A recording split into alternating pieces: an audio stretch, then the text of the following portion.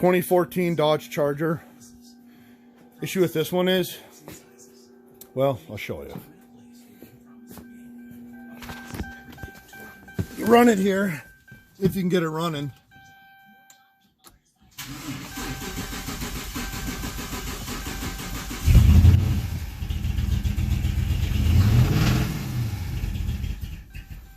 Pretty much got to hold it open to keep it running.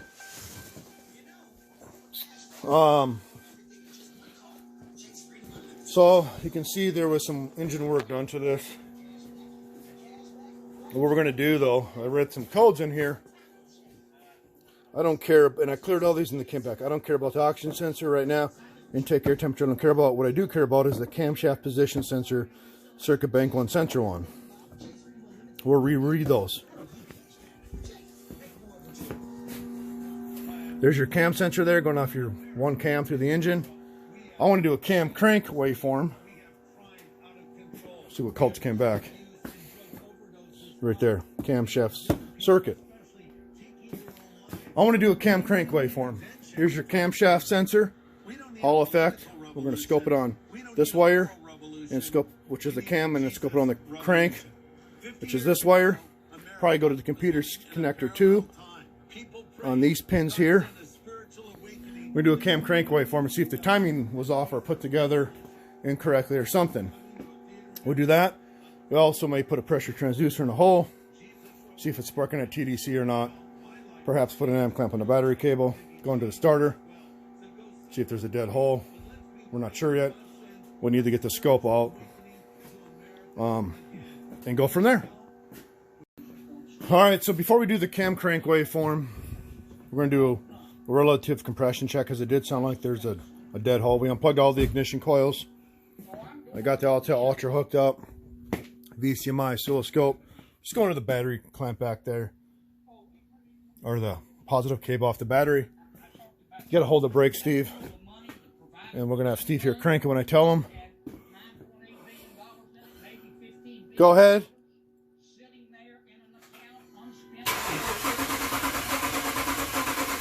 Stop. I said stop, and I stopped the camera.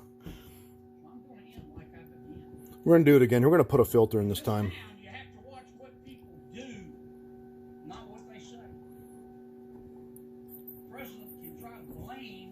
Okay, go.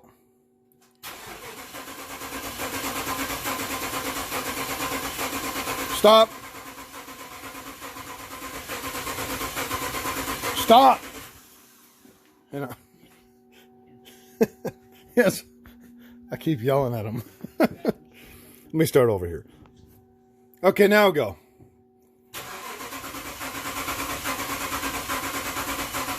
Stop. Okay, now let's zoom in here. There's a dead hole. You can hear it. It's an 8-cylinder engine. There's our dead hole. So it'll be 1, 2, 3, 4, 5, 6, 7, dead hole. 1, 2, 3, 4, 5, 6, 7, dead hole. We can tell what cylinder that is by putting a second channel, which we'll do next. Alrighty, so I didn't capture the second part on film, but still using an amp clamp. I have a second channel on my ignition probe on cylinder 1 here. And that's the firing line for cylinder 1. Well, the firing order is 1843652. What's after number 1 is number 8. So that's 1. After 1, there's a dead spot in this pattern. That'd be 8. That's one with the low compression we're thinking, which is that one right there in the back. Steve's going to pull that out. We're going to do a mechanical test with that cylinder real quick. Make sure that's the dead hole. And then we'll go from there. All right, so like I said, this is number 1. After that's 8. We're writing a pattern in, you know, and you can keep going. There's a dead spot, right? We're number 8. Go ahead and crank it. Stop. We cranked it a few times. 0 PSI, number 8. That is a dead hole, and you can see it on the scope. That's issue number 1. Well, that's a cause Or that's a symptom from a cause, right? So now what we do is the cam crank waveform, see if the timing's on or off. But now we know, no matter what, this head's got to come off because that cylinder has no compression in the back. All right, what we're going to do now is the cam crank waveform. Our red channel is our crank signal, and our green channel is our cam signal. We're going to see if our cam crank correlation is off. Go ahead and crank it. Stop. Let's do it one more time. Stop. Hang on one sec, actually. Let me refresh this. Okay, go ahead.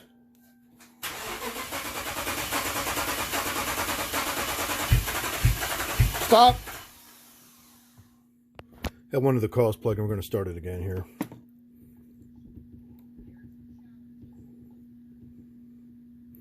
Go ahead, crank it.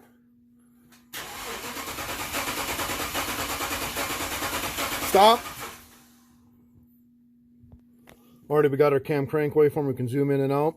We're going to go ahead and pull up a known good one, put our cursors in, and see if our timing is off, and go from there. All right, so we did that cam crank waveform, and I wanted to get a known good one.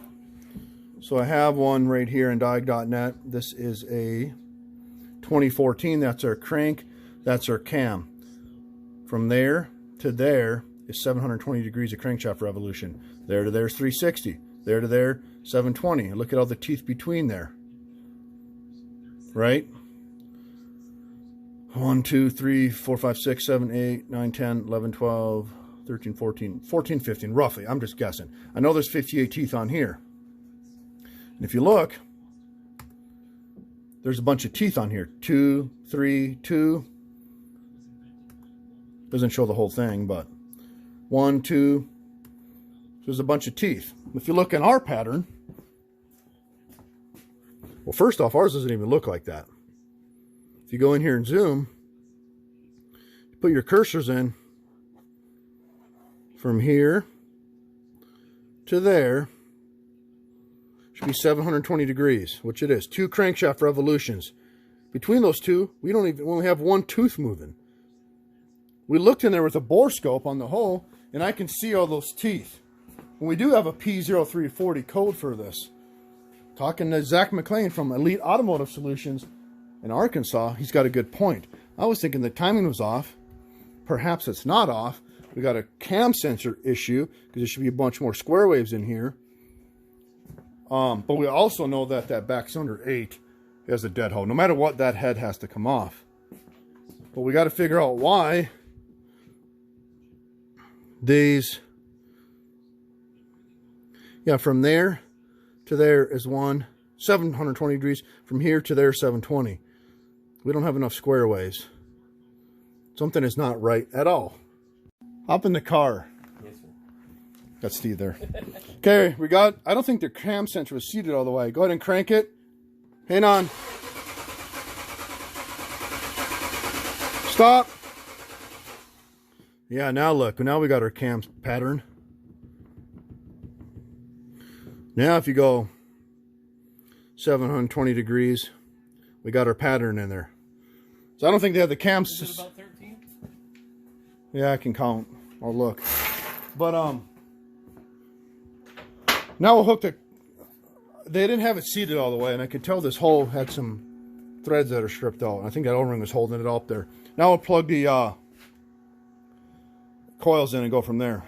All right. So now, if you look at our pattern, 1, 2, 3, 4, 5, 6, 7, 8, between 360 degrees. As a known good one, I pulled up in a Pico scope here. 1, 2, 3, 4, 5, 6, 7, 8. So we're going to put the plug back in, put all the coils, plug them back in, and see how she runs. I know we got a dead hole though. All right, coils are all plugged back in.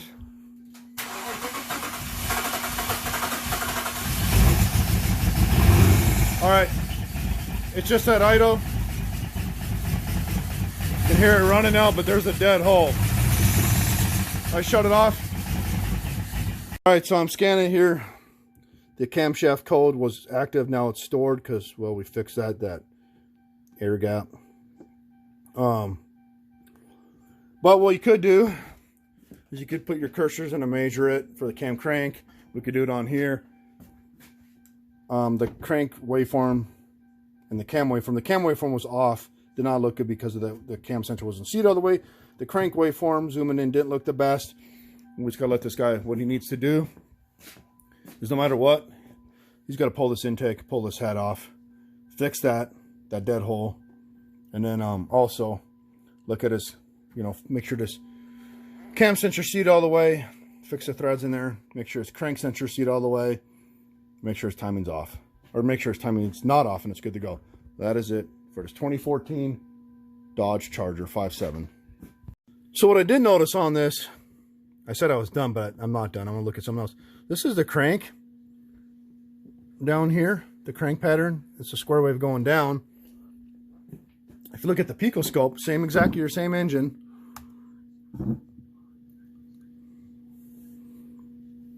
Oh, come on, catch up. And you zoom in. We're gonna zoom in where there's two teeth off this right here. Two teeth off. See the square wave? It doesn't look exactly like that. Anyways, we're going to put our cursors in here.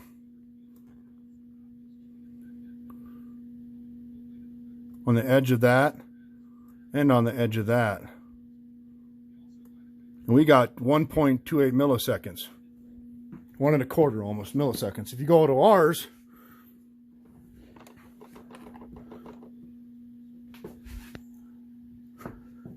and you go to ours, there's our two teeth.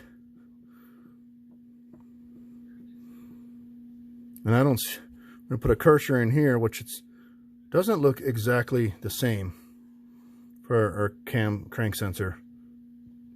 That's 5 milliseconds versus 1.28. That's off. However, is it the timing off? Or is it because, see how the crank has a square wave going down? This one has it going up, like it's obviously different. So I would look at their crank sensor as well, why they're in there when they have to rip the engine apart. Yeah, 5 milliseconds versus 1.2 is a difference. So is that timing off, or is it because the crank sensor is incorrect? Like I said, they need to check the crank sensor, make sure the air gap's correct, make sure they got a good OE crank sensor, pull the intake, pull the head, fix that dead hole. That is it for this video.